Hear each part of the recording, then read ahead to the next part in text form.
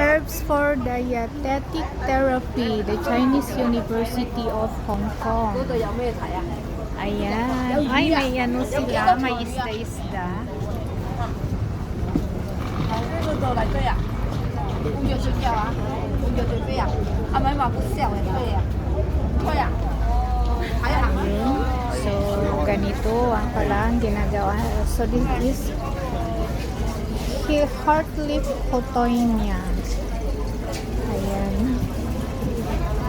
Dr. Lau Kauman.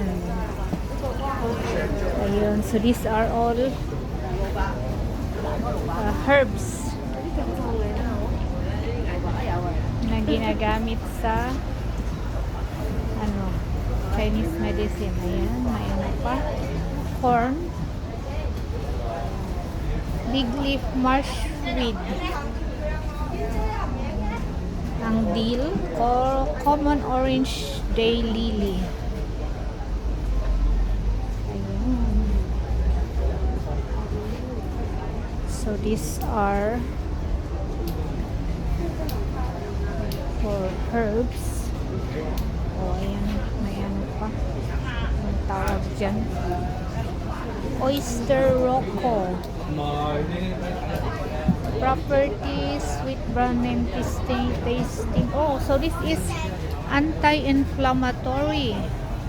Nourishing to the lungs, sputum liquefying, anti-tussive, blood purifying, anti-diarrhea. Oh, so ito. Pwede ito, anti-diarrhea daw at saka para din siguro sa ubo kasi anti-sputum naman. Ayan. Pati ang marigold. So marigold is anti-inflammatory.